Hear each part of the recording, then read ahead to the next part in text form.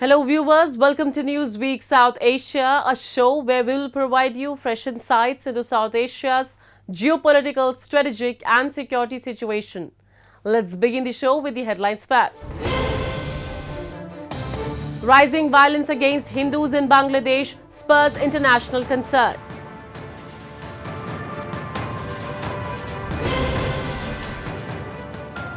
Pakistan disrupting peace in Jammu and Kashmir by sponsoring terrorism.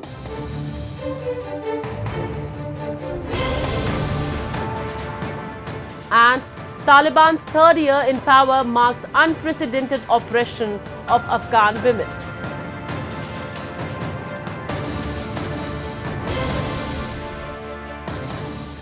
Violence and chaos have engulfed Bangladesh, where protests against the controversial government job quota system have spiraled into a full-blown crisis. The Hindu minority is bearing the brunt of this unrest, facing brutal attacks, looting and destruction across the country. Despite assurances from the interim government, fear and uncertainty grip the community as targeted violence spread across 45 districts. With the international community raising alarms, the situation in Bangladesh is becoming a critical human rights issue, threatening the nation's secular identity. Our report will tell you more. In Bangladesh, what began as a protest against the controversial quota system for government jobs has escalated into widespread violence and chaos. The minority Hindu community has found itself at the center of this unrest, facing severe attacks, looting and destruction of property. Recently, the streets of Dhaka were flooded with thousands of Hindu demonstrators voicing their anger and fear after a series of coordinated attacks on their community across Bangladesh. Holding placards and displaying photographs of vandalized homes and temples, the protesters demanded action and protection. Despite repeated assurances from the interim government led by Muhammad Yunus, many Hindus in Bangladesh say they no longer feel safe. The violence has spread across 45 of Bangladesh's 64 districts, with Hindu homes, businesses and places of worship being systematically targeted. Dozens of Bangladeshi Hindus were injured in these brutal attacks. हम लोग शुरू से 1971 के बाद जब भी कोई सरकार गिरती है बा चेंज होता है, सबसे पहले हमारे ऊपर ही आक्रमण होता है। हम ही सब रोषरंग का हिस्सा है। सकल राजनीतिक जो दल है सब हमारे ऊपर रोष है। हम तो यहाँ संघ का लोग है, आप लोग जानते हैं, हम माइनॉरिटीज है। हमारे ऊपर ये आक्रमण क्या तो हम नहीं समझ पाते जो हमारे साथ ये सब क्यों होता है।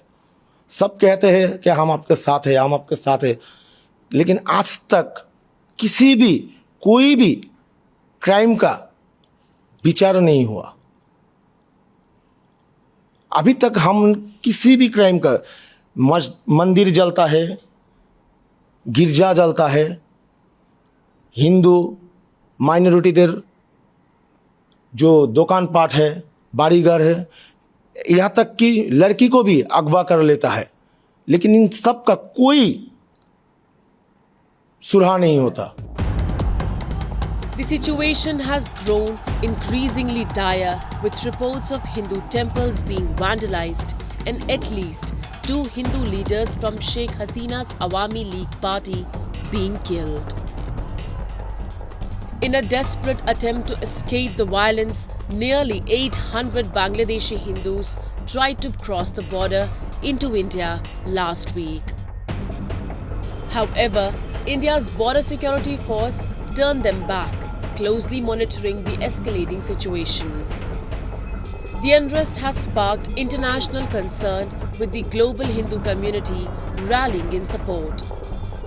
Demonstrations have been held across the United States, United Kingdom, Canada and India, demanding immediate intervention and an end to the persecution.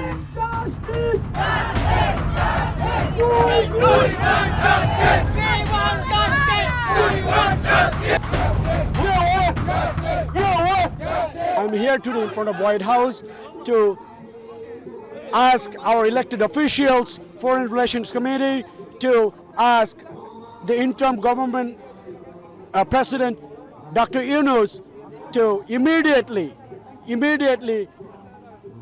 stop or bring justice to all the minorities. We need protection, we need immediate protection, we need safety for all the religious minorities, not only Hindus. Hindus are targeted, driven out of their homes for a long time. This is not the first time. It's almost enough time to say, after 1975 years, when Jinnah said he cannot live with Hindus, I would like to say now, we cannot live with Muslims anymore. We need something else. We need a solution. We are gathered here because in Bangladesh, for last couple of 5-6 days, people are torturing, burning our houses. Hindus, Christians, minorities' houses are burned.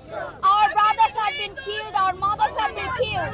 They are looting our houses. They are burning our houses, our churches, our temples.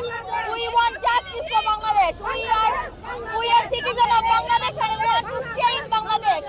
They cannot take, these Islamists, the fundamentalists, they cannot take our country and they cannot deport us from Bangladesh. We want justice as a Bangladeshi. We want to stay in our country as a safe manner. We want peace and we want to stay. They need to stop the violence against the minorities in Hindus. Hindus constitute about 8% of Muslim-majority Bangladesh's 170 million people and have historically largely supported Hasina's Awami League Party, which identifies as largely secular. However, the recent wave of anarchy, looting and targeted attacks has shaken the community to its core.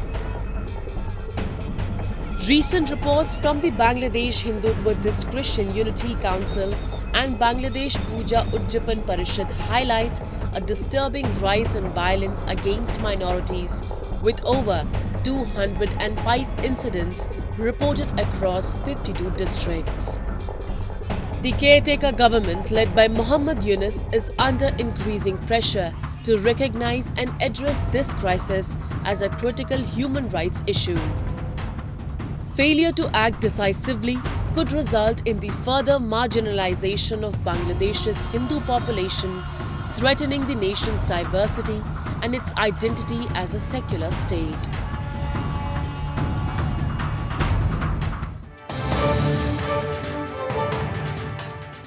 Let's now turn our attention to the Union Territory of Jammu and Kashmir, which has witnessed a steep rise in terror attacks in the last few months, orchestrated by Pakistan-backed terror outfits. Recently, intense clashes between Indian security forces and terrorists in Anantnag district of the Union Territory resulted in the deaths of 2 soldiers and a civilian. The violence continued in Jammu and Kashmir's Doda district, where Indian Army Captain Deepak Singh was killed while engaging terrorists. The series of attacks underscores a troubling trend. Pakistani terrorists, aided by local operatives, are intensifying their efforts to destabilize the region. A report. On August 10th, a deadly clash erupted between security forces and terrorists in Anantnag district, Jammu and Kashmir. The encounter was initiated after intelligence reports indicated terrorist presence in the area. Swiftly responding to the threat, security forces launched a cordon and search operation. As the search team approached the suspected hideout, the terrorists unleashed a barrage of gunfire. Tragically, 2 Indian Army soldiers and 1 local resident lost their lives in the ensuing firefight. The operation, conducted in the Gagarmandu area, intensified when security personnel spotted terrorist movements, leading to a fierce exchange of gunfire. इस operation के दौरान जो है security forces के जो 2 एहलकारों को जो थे वो शदीद तौर से जख्मी हो गए थे. बाद में दे अटेन्ड मार्टरडम ऑल्सो. एक एहलकार और इंजर्ड था जो कि अभी स्टेबल है. और इसी वहाँ पर एक और जो कि तफ्तीश का मौजू भी है, वहाँ पे कुछ और लोग थे जो कि इस गोलियों के तबादले में उसकी जद में आए, जिसमें एक जो सिविलियन था वो भी शदीद तौर पे जख्मी होके ही succumbed to his injuries. In a separate incident, a gunfight broke out between security forces and terrorists in the Asar area of Jammu and Kashmir's Doda district. The encounter occurred in a dense forest during a cordon and search operation by a joint team aiming to track down terrorists hiding in the Shivgar Asar belt. This confrontation resulted in the loss of Indian Army Captain Deepak Singh, who sacrificed his life in the line of duty. However, the security forces managed to neutralize one terrorist and recover an M4 rifle, clothing and rucksacks from the scene. This encounter marks the 6th such attack in Doda's higher region since June 12th, which has resulted in the deaths of 4 soldiers, including Captain Singh. However, in joint operations, security forces and police have eliminated 3 foreign terrorists. These terrorists and all, ISI is bent upon sending them with the aid and full notice of the Pakistan government. Till the time we in India stop being reactive mode and take on a proactive mode, that is, we take this fight down to Pakistan in its own territory, this will carry on. Till the time the cost of these infiltrations and these terrorists is not imposed on the Pakistan army, nothing will change. Because Pakistan is hell-bent upon raising up the terrorism again in Jammu and Kashmir, and also trying to ensure that this message goes across to the world that Jammu and Kashmir is not stable. Jammu and Kashmir, there is unrest over there. So we have to now change our tactics and ensure that whichever post, whichever area the terrorists start infiltrating, that entire post should be eliminated. So that the cost of that goes on to the Pakistan army and the Pakistan Rangers. Then only Pakistan will stop sending these terrorists inside the territory. The security forces have now intensified search operations in the high-altitude areas of Doda, Kathua and Udhampur districts as they hunt for terrorists suspected of infiltrating the region through dense forests, aiming to revive militancy in Jammu. Pakistani terrorists have been infiltrating these areas with the help of local overground workers and are using well-concealed hideouts. The recent surge in attacks in Kathua, Doda and Riyasi mirrors the terror-stricken districts of Pulwama, Kulgam, Shopian and Anantnag in South Kashmir. This troubling pattern underscores Pakistan's deliberate and sinister efforts to extend its influence and terror activities deeper into Jammu. The global community must take note of Pakistan's role in perpetuating this violence and hold it accountable for its continued support of terrorism.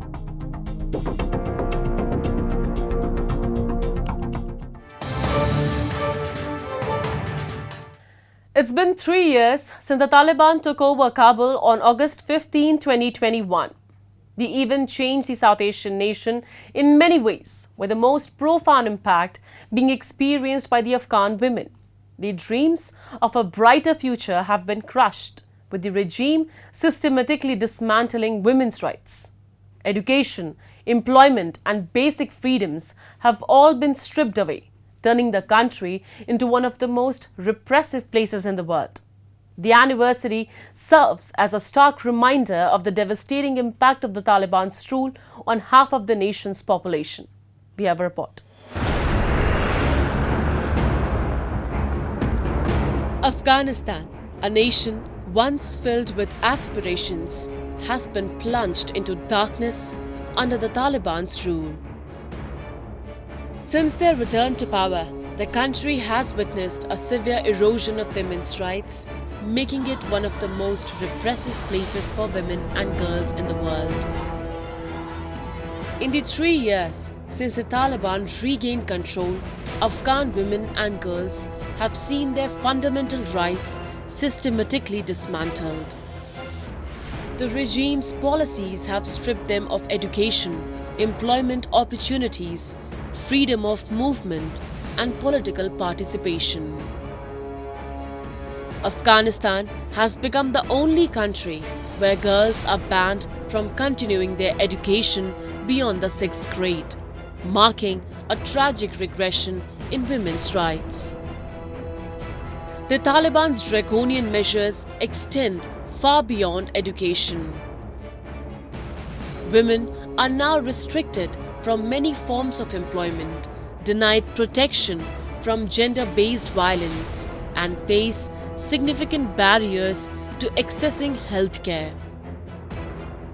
Even simple pleasures like playing sports or visiting parks have been taken away. The United Nations Special Rapporteur on Afghanistan, Richard Bennett, has condemned this reality as an institutionalized system of discrimination, segregation, and exclusion of women and girls. I think it would be accurate to say that ever since the Taliban took over power, these years have seen a steady but inexorable marginalization of women in all fields, whether it is education, whether it is employment. If you remember, initially restrictions were put on education in view of the law and order situation. But once women were kept out, they were not allowed to come in at all. And what has happened is, slowly but surely, they have been kept out of all institutions of education. As for employment, it is clear that, they have this particular system. No women may be allowed to be, can be allowed outside unless she has a chaperone. Now, initially they allowed women to work with NGOs, etc. Now even that right has been taken away. So when it comes to employment, also, what women have seen is their continuous and steady exclusion from any avenue of employment whatsoever, whether it is private or public. The repression intensified in 2024 when the Taliban began detaining women and girls across Kabul and other provinces for what they termed bad hijab or failing to comply with the Taliban's strict dress code. Reports from the United Nations reveal that these detainees have been held incommunicado, subjected to physical violence, and faced severe threats and intimidation. In March this year, the Taliban's supreme leader, Hibatullah Akhundzada, reaffirmed the group's commitment to enforcing their version of Sharia law, including the reintroduction of public flogging and stoning for so-called moral offences. According to Afghan Witness, a group monitoring human rights in the country, the Taliban carried out 417 public floggings and executions last year alone. The Taliban's rule has thus significantly curtailed human rights, with women bearing the brunt of this oppression.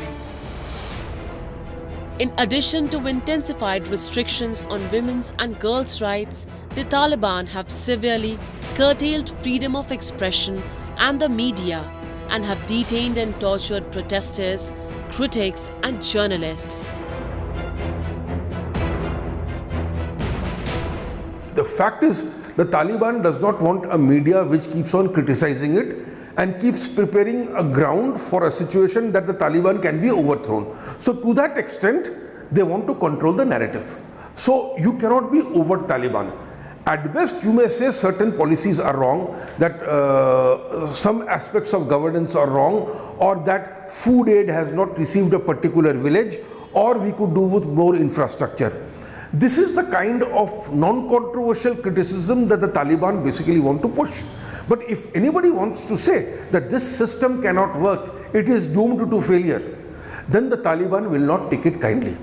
And unfortunately, I think unless a particular system of governance is able to allow criticism and let its policies by corrected by constructive criticism, it will not be able to function. Right now, Taliban is having a free run because internationally there is no appetite to start another civil war in Afghanistan and try to change the Taliban.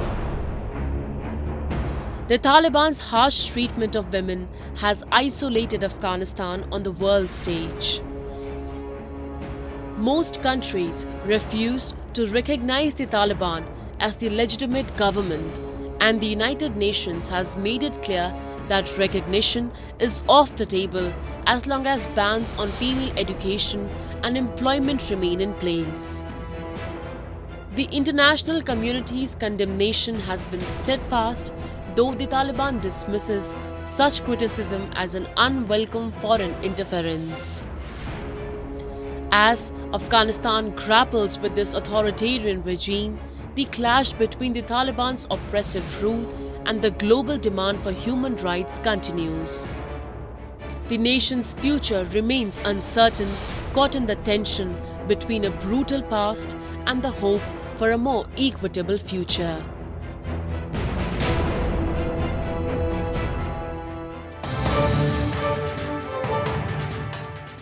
Moving on. In a display of growing discontent, scores of women who are the backbone of many Pakistani households recently took to the streets of Karachi to protest against soaring inflation and unfair taxes. This demonstration highlights the deepening economic crisis that has crippled the lives of ordinary citizens in Pakistan. Let's take a closer look at this story.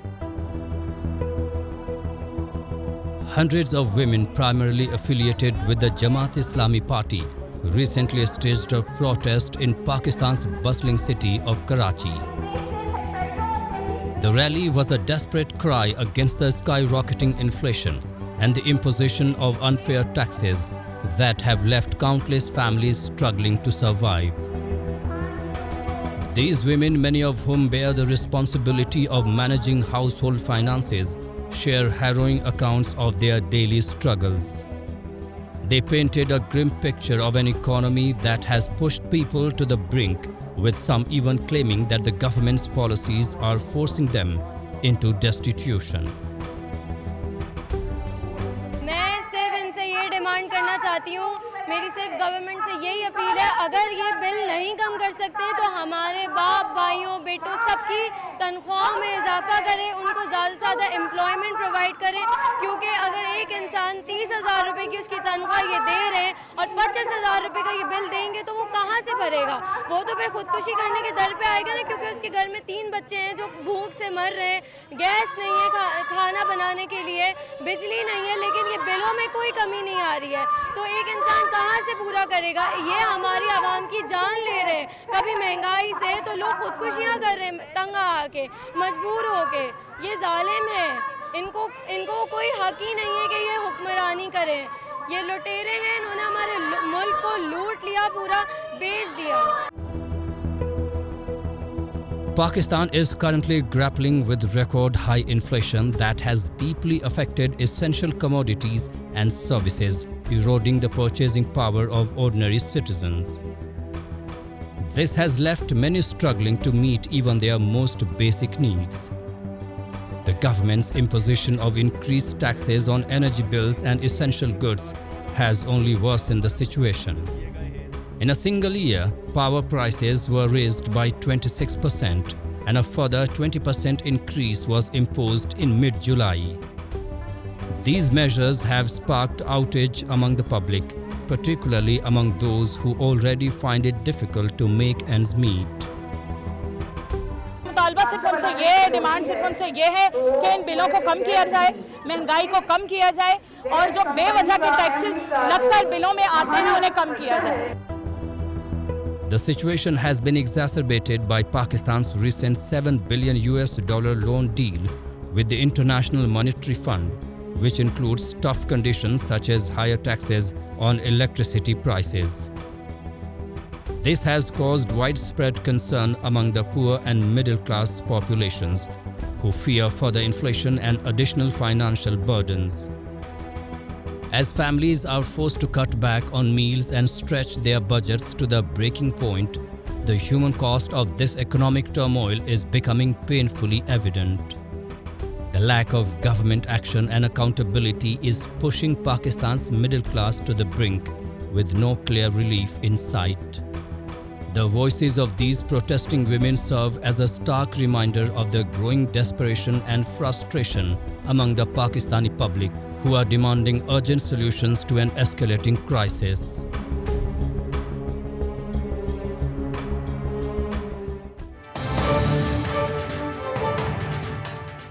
And with that, we come to the end of this edition of Newsweek South Asia. We'll be back next week with more news, views and analysis from the subcontinent. Meanwhile, do keep writing to us at nwsa@anin.com. This is Shivangi Mishra signing off on behalf of the entire production team of Newsweek South Asia. Goodbye and take care.